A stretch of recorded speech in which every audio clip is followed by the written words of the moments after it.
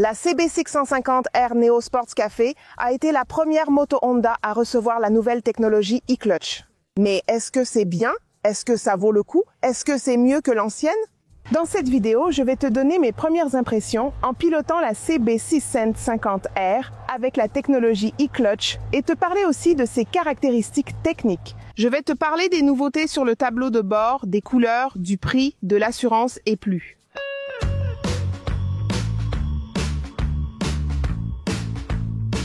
Je suis Amanda Pagliari, cette chaîne moto la plus charmante du Brésil et aussi celle qui présente les meilleures nouveautés. Je suis à Campos do Jordão, dans l'intérieur de São Paulo, invitée par Honda pour tester cette nouveauté. N'oublie pas de liker et de t'abonner. Et avant de prendre la route avec elle, parlons des principaux changements que nous avons eus ici pour cette nouvelle génération. On commence par le tableau de bord entièrement numérique, totalement nouveau. D'accord ? C'est le même que celui qui équipe la gamme 500, mais avec d'autres informations. Il y a plus d'informations ici sur ce tableau de bord. Comme vous voyez, compte-tour, compteur de vitesse, indicateur de rapport et jauge de carburant. Ce tableau de bord offre aussi 3 modes d'affichage. Petite curiosité, contrairement aux 500 sans indication d'autonomie, la CB650R l'affiche. Ici, vous pouvez modifier la configuration du tableau de bord, comme le type, n'est-ce pas? Ici, la luminosité, le fond, si vous voulez le laisser en mode automatique avec un fond noir, blanc, enfin. Plusieurs infos. Ce tableau de bord n'est pas connecté, vous comprendrez bientôt pourquoi. Surtout, la technologie e-clutch. Calme-toi, je vais t'expliquer dans un instant. L'essentiel, c'est que tu puisses le désactiver, tu vois? Je l'ai désactivé, il fonctionne comme une moto conventionnelle. Mais là, il y a un petit détail, n'est-ce pas? À chaque fois que tu redémarres la moto, elle va s'activer. Ce petit A vert apparaît ici. Ça veut dire que l'e-clutch fonctionne, qu'il est activé.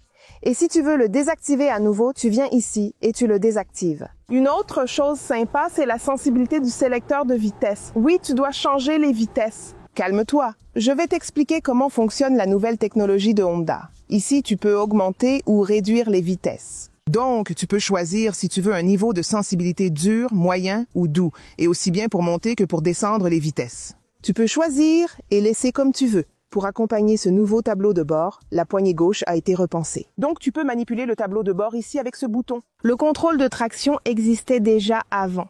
Il suffit d'un bouton pour le désactiver. Et là, le petit T barré apparaît. Ça veut dire que le contrôle de traction est désactivé. À chaque redémarrage de la moto, il s'active pour la sécurité. Et pour parler de cette technologie e-clutch, j'ai invité ici Luis Gustavo de Honda qui va nous expliquer cette nouvelle technologie brevetée par Honda. Première question, cela concerne-t-il le DCT? Eh bien, Amanda, merci pour l'opportunité et aux abonnés de Motoplay. Oui, nous avons la technologie e-clutch est exclusive à Honda parce que elle va surtout favoriser l'utilisation de la moto en milieu urbain. Et vous garantissez aussi la sportivité lors d'une utilisation plus intense ou sportive. Pourquoi vous changez forcément de vitesse sans le levier d'embrayage? Concernant la DCT, quelle est la différence fondamentale? La DCT est un système de transmission à double embrayage, donc Dual Clutch Transmission, dans lequel j'ai 2 embrayages. Un qui agit sur les vitesses paires et un autre qui agit sur les vitesses impaires. Et la DCT change aussi les vitesses. Pour vous, n'est-ce pas? Exactement. Avec l'e-clutch, il faut changer les vitesses comme sur une moto classique. Et avec la DCT, en plus des modes de comportement de la transmission, où vous pouvez utiliser le mode le plus confortable pour effectuer le changement ensuite, ou plus sportif. Ici, vous avez aussi la façon de changer les gâchettes, n'est-ce pas?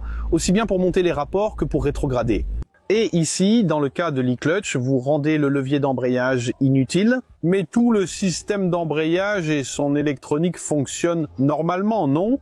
De façon agile, rapide et sûre, vous changez les vitesses comme sur une moto classique. C'est cool. Et alors, une question, n'est-ce pas? Vous avez même fait, lors de la présentation, une analyse très sympa des différences entre le quick shifter et ce système. On m'a demandé, pourquoi Honda n'a-t-elle pas mis le quick shifter directement? Mais l'e-clutch est-il vraiment une évolution du quick shifter? Ce n'est pas lié, mais en pratique c'est similaire car vous changez les vitesses. Oui. On rend ici le levier inutile, mais en réalité, en théorie, c'est différent, n'est-ce pas? Oui, totalement. Surtout parce que le Quick Shifter est un dispositif qui permet de changer de vitesse, principalement à haut régime, à haute rotation. C'est très courant de l'utiliser, par exemple, sur circuit, sur piste, en usage urbain. Pour démarrer avec la moto, pour l'arrêter, vous ne pouvez pas utiliser le Quick Shifter, il ne le permet pas. Pourquoi? Le régime moteur est trop bas. Ici, l'e-clutch intervient autant au moment où vous démarrez la moto que lorsque vous passez la première pour partir, il agit déjà et vous pouvez démarrer en douceur. Avec le Quick Shifter, vous n'avez pas cette fonctionnalité de démarrer avec la moto ou de vous arrêter sans avoir à utiliser l'embrayage. Ce système, tu crois, c'est bien une question, non? Chaque nouvelle technologie peut nécessiter plus ou moins d'entretien. Durabilité de l'embrayage. Donc la durabilité de l'embrayage et du système. Le système a été conçu pour limiter le stress sur les engrenages lors des changements de vitesse. Donc la tendance est que l'entretien soit similaire à celui d'une moto conventionnelle, surtout au niveau de l'embrayage. Pourquoi? Il va juste arrêter d'utiliser le levier. Donc l'état du disque d'embrayage, du plateau et tout le reste correspond à la durabilité normale de n'importe quelle moto. Et la boîte de vitesse, on cherche à améliorer sa durabilité. Pourquoi? Par exemple, cela va réduire cette tendance aux à-coups lors du passage des vitesses. Parfois, on fait un peu d'erreur, on est fatigué, on fait déjà chauffer l'embrayage, on donne un à-coup lors de l'accouplement, n'est-ce pas? Dans l'engrenage, favorisant ainsi la durabilité de la boîte de vitesse.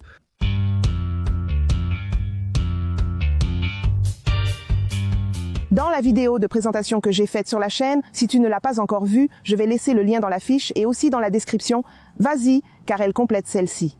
Beaucoup ont parlé d'un système. Je ne connais pas trop les voitures. Le V-matic, je ne sais pas. Est-ce lié ou pas? Parce qu'il y a une boîte de vitesse électronique qui a posé beaucoup de problèmes sur les voitures. Ça n'a rien à voir, n'est-ce pas? Ce qui se passe, c'est la technologie de certaines voitures, n'est-ce pas? Ils ont essayé, n'est-ce pas?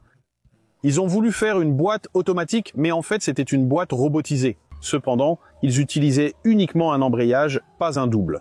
Ah, c'est de là que... Et alors, le système n'arrivait pas à corriger les à-coups dans la transmission et surchargeait le système. Donc, tous les véhicules qui utilisent aujourd'hui le système de transmission à double embrayage, comme nous l'avons sur les motos, le système fonctionne parfaitement. Maintenant, les systèmes qui fonctionnent avec un seul disque d'embrayage, là, il est surchargé et n'offre pas la durabilité et la fonctionnalité correcte du système. Ça n'a rien à voir, surtout que la voiture changeait les vitesses pour vous, comme une DCT. Ici, c'est différent, non? C'est ça? En changeant un peu de sujet, le tableau de bord est très joli, je le trouve vraiment sympa. Mais il y a un petit bémol, dans la version européenne, nous avons la connectivité. Oui. Et dans la version brésilienne, nous ne l'avons pas. Pourquoi? Alors, parce que tout le processus d'homologation du modèle, surtout quand on commence à travailler avec la connectivité ou des signaux d'onde de fréquence, par exemple, la clé codée a un signal de fréquence, et toute l'utilisation de ces signaux de fréquence est réglementée et homologuée par les organismes responsables des télécommunications. Donc, le processus d'homologation de la connectivité passe aussi par ces organismes. Donc nous sommes en cours d'homologation, nous sommes en attente afin de pouvoir finaliser le processus d'homologation avec la connectivité pour les motos. C'est parce que, d'ailleurs, beaucoup de gens ne le savent pas, mais la file d'attente pour homologuer une moto est très longue. Beaucoup de gens disent « Oh là là, où est la moto? Où est la moto ?» Elle est dans la file d'attente. Parfois, cela prend 1 an, non? Elle attend depuis 1 an avec tous les changements de constructeur.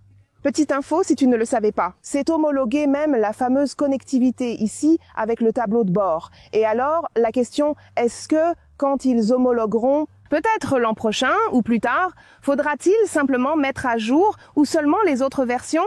Cela dépendra surtout de la technologie et de la connectivité. Mais celui-ci, c'est celui d'aujourd'hui? Parce que ce panneau, c'est le kit qui vient déjà de l'étranger, qui est commercialisé ou pas? Ça dépend. Aujourd'hui, il existe un processus d'homologation dans le système, car ce sont des modèles mondiaux de Honda. Supposons qu'un pays ait un développement technologique plus avancé, alors il se peut qu'une technologie plus récente arrive. Par exemple, nous avons sur la Goldwing et sur l'Africa Twin l'Android Auto et l'Apple CarPlay, qui sont ceux que nous avons de plus avancés aujourd'hui.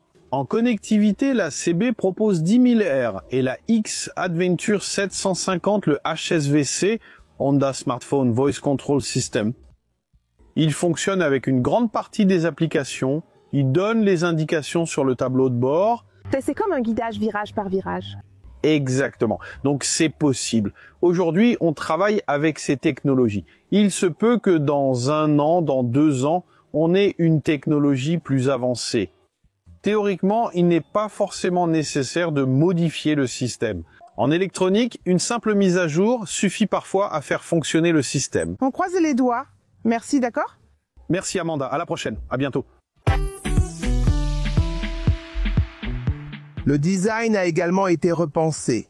Donc ici, nous avons ce nouveau carénage latéral. Ici, elle a été redessinée avec une prise d'air. La partie arrière a également été repensée, tout comme la selle, qui est plus large et peut-être plus confortable. Je vais tout de suite l'essayer et vous donner mes impressions en la pilotant. Le cache du phare a aussi été modifié. Une autre chose qui a changé, c'est le châssis. Il y a eu quelques petites modifications. Il est plus léger, mais avec cet ensemble, l'e-clutch, que s'est-il passé?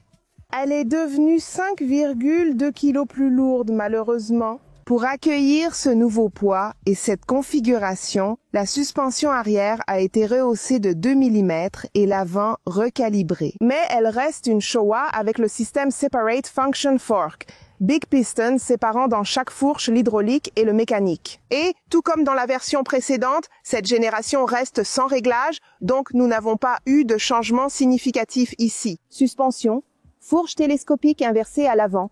Et, à l'arrière, on retrouve toujours un mono-amortisseur avec réglage de la précharge. Nous avons eu de petits changements au niveau du moteur.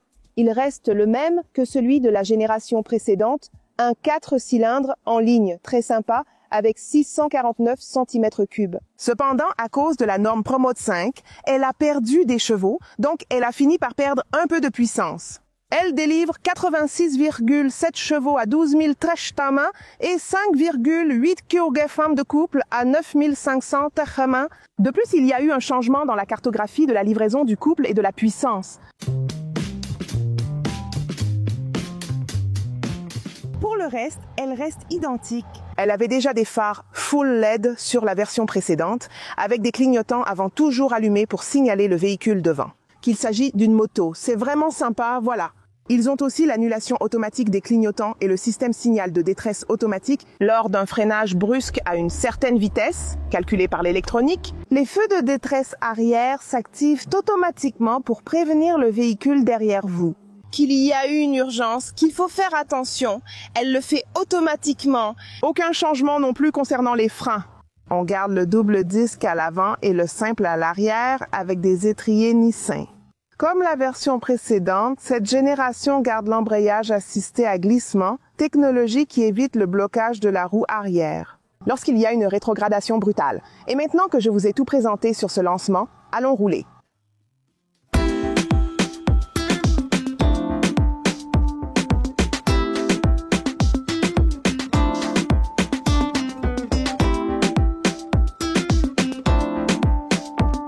Voici comment cela fonctionne. En jaune ici, nous sommes au point mort. Le voyant vert indique point mort parking. Ici, l'e-clutch fonctionne. La vitesse ici, on appuie vers le bas. La moto ne s'est pas arrêtée. Si j'appuie ici, tu vois, elle démarre tout de suite, tu vois. Je peux appuyer sur l'embrayage à tout moment. Regarde, je l'ai fait, c'est déjà parti. Ici, le petit A indique que l'embrayage fonctionne. Normalement,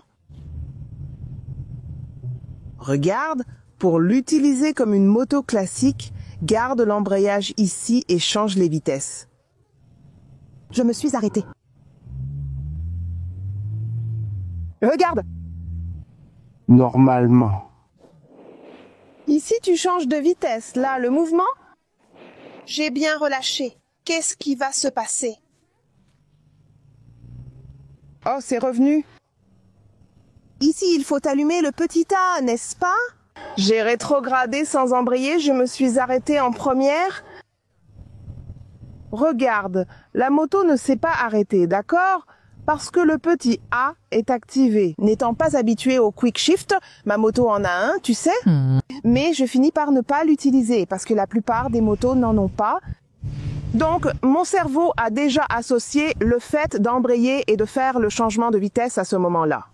Si cela arrive, vous venez ici Ah, je vais rétrograder. Il ne va rien se passer. Vous avez appuyé, elle a momentanément désactivé le système, mais ensuite il va se réactiver automatiquement. Donc, pas de problème, aucun souci.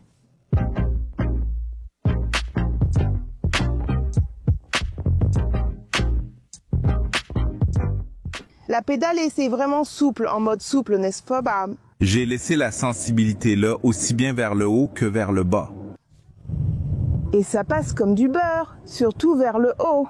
Tu donnes juste une petite touche là et il rentre déjà. Et le plus sympa, à n'importe quel régime moteur par exemple, je vais accélérer ici. Voilà. Je descends.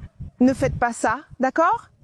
J'ai rétrogradé. Le passage des vitesses a été précis.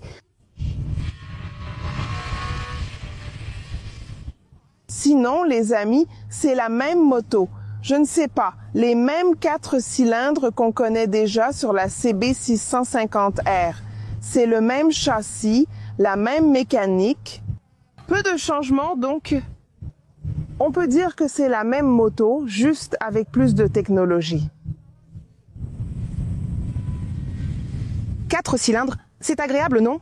Ce qui sort ici est bien d'origine, le silencieux aussi. C'est un vrai régal. Et ce moteur Honda est très progressif, agréable à piloter.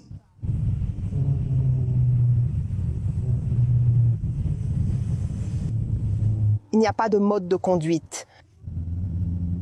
Comme les concurrentes, donc il pourrait y avoir un mode par exemple Sport et un Rain, ça pourrait, mais il n'y en a pas.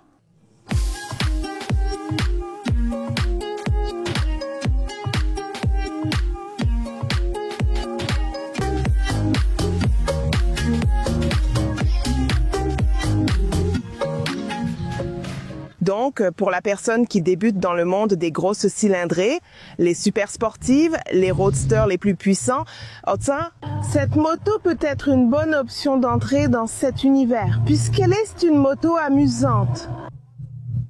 Mais, qui t'aide? Non, à mon avis, elle ne nuit pas à la pilote.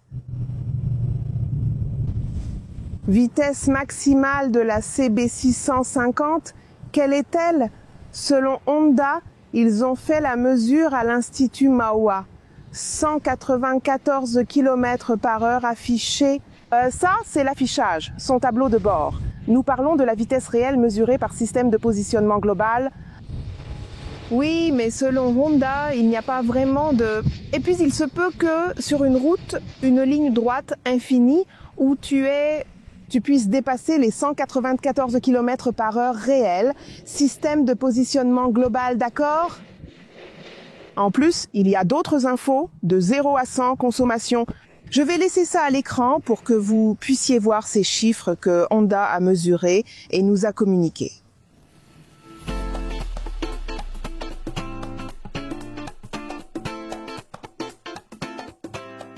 Franchement, la moto est très stable pour prendre les virages, tu vois. Très agréable à piloter. C'est une moto vraiment amusante pour rouler sur des routes avec beaucoup de virages à basse vitesse. Une 650 va t'amuser plus qu'une 1000. Ah, 650 ou 1000? Amanda, écoute, à part la technologie, toutes ces nouveautés, franchement. Si tu vas rouler sur des routes comme ça, si tu aimes beaucoup les virages, la 650 va être bien plus amusante parce qu'elle est plus légère. Le couple à bas régime n'est pas énorme, mais tu n'as même pas besoin d'un gros couple pour rouler dans des endroits comme ça. Oui, c'est vrai que le prix finit par être un obstacle pour beaucoup de gens qui veulent t'acheter, pas seulement la CB, mais aussi d'autres modèles de moto.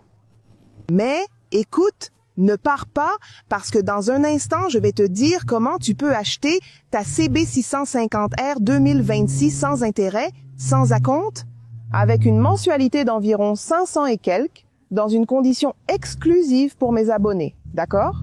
Je vais aussi laisser le lien dans la description, mais je t'explique tout de suite, ne pars pas.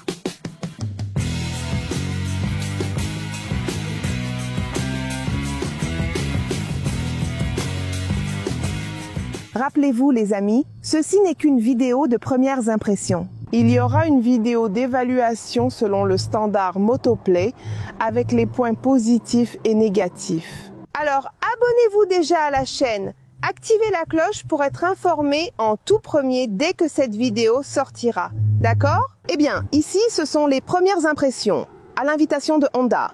Mais maintenant, terminons la vidéo avec la valeur de l'assurance, les couleurs, le prix et bien plus encore. Et me voilà ici en train d'appuyer sur l'embrayage. Je pense que c'est ça qui est sympa, non? Juste pour finir concernant l'e-clutch, j'ai trouvé que... Voilà. Quand tu veux contrôler la moto à basse vitesse au démarrage, n'est-ce pas? Surtout en première ou en deuxième vitesse, tu peux appuyer sur l'embrayage tranquillement, regarde, et contrôler la moto en douceur.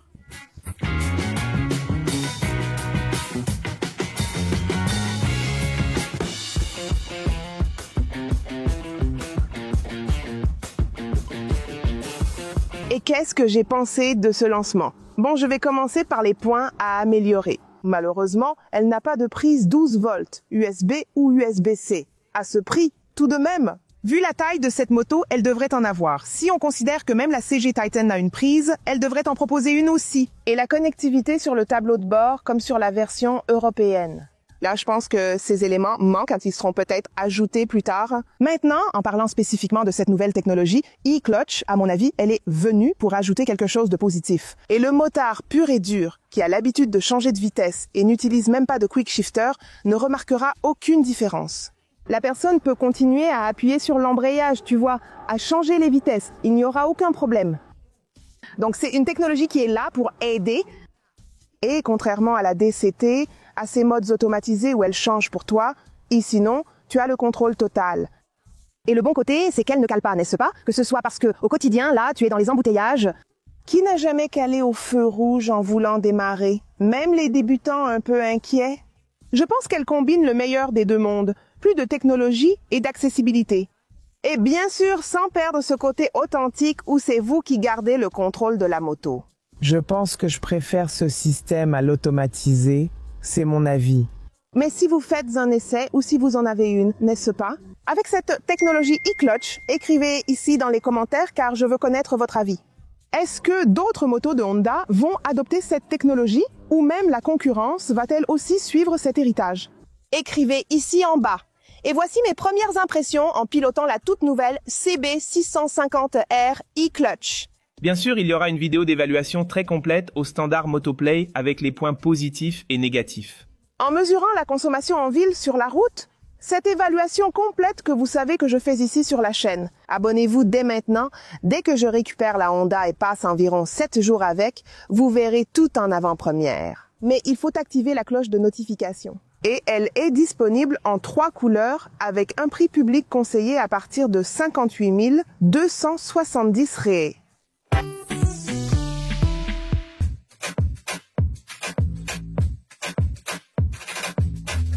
Voilà, c'est tout. Si tu as aimé la vidéo, laisse un like et partage-la déjà avec tes amis. Une nouvelle technologie arrive sur le marché et mérite d'être partagée. J'ai demandé à Honda pourquoi il n'y avait pas de connectivité.